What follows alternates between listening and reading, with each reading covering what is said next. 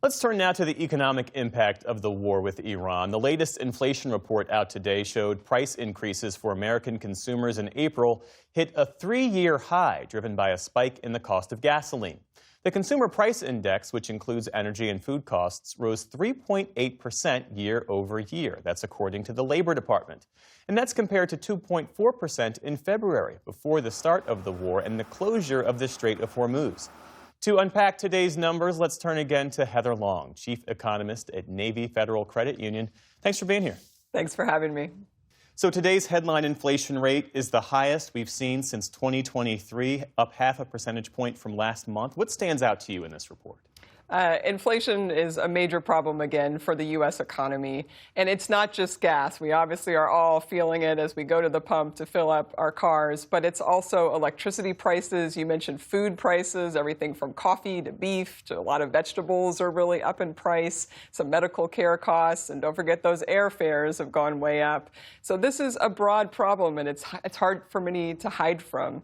And the other thing that really stood out in this report is for the first time in 3 years, inflation is wiping out all wage gains. So you mentioned 3.8% inflation in the past year versus 3.6% wage gains. That means people are not able to make ends meet right now, a lot of Americans. Yeah.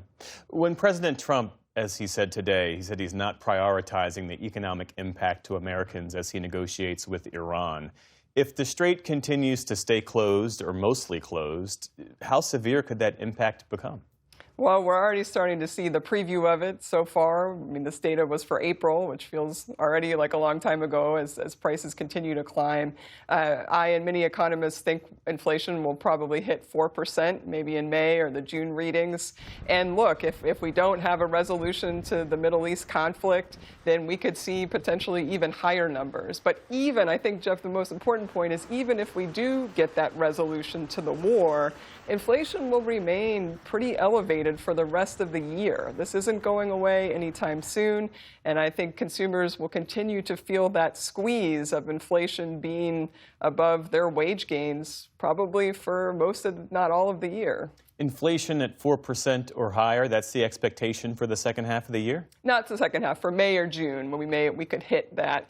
But then inflation will continue to stay elevated, probably above 3%, maybe in the 3.5% range. And so that's where it's going to eat up all of those wage gains, and people just really can't get ahead in an environment like that. You can't just not eat your avocado toast or not go on to Disney and instead do a staycation in a tent in the backyard. That all sounds cute. But when the costs are rising of gas, of food, of the electricity, these are the basics. You got to pay those bills.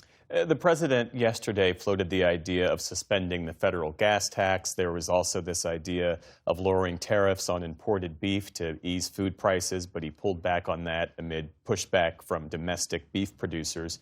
Realistically, how much power does a president have to fight inflation in a moment like this? Not a lot. President Biden learned that the hard way, and now President Trump and his administration is really grappling with this. There's not much they can do. Even the gas tax would need approval from Congress, so they can't just flip a light switch on that.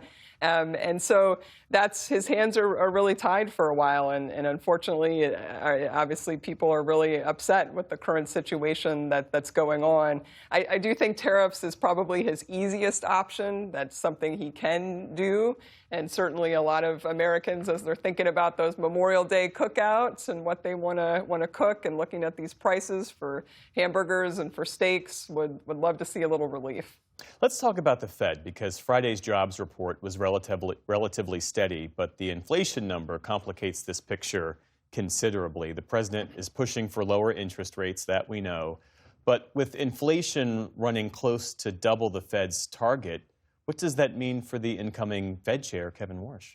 The outgoing Fed chair, Jerome Powell, probably has to leave a note on his desk for the new Fed chair, Kevin Warsh, and it probably has to say good luck in there somewhere. These are really tough situation right now. The traditional advice for central banks in an oil price crisis is to kind of ignore it for a while, knowing that eventually it'll go away and prices will reset. The problem for the Fed right now is it's not just oil prices, as we were talking about. Those food prices are going up, some medical costs are starting to go up, the electricity prices, so they can't just totally ignore what's going on. What it really means for you, me, and everyone we know in America, it means that the Fed is on hold, interest rates are going to stay the same, probably for the rest of the year, although December's a long way away, so maybe we get one cut at the end of the year. Heather Long, always great to speak with you. Thank you. Thanks a lot. Support journalism you trust. Support PBS News. Donate now, or even better, start a monthly contribution today.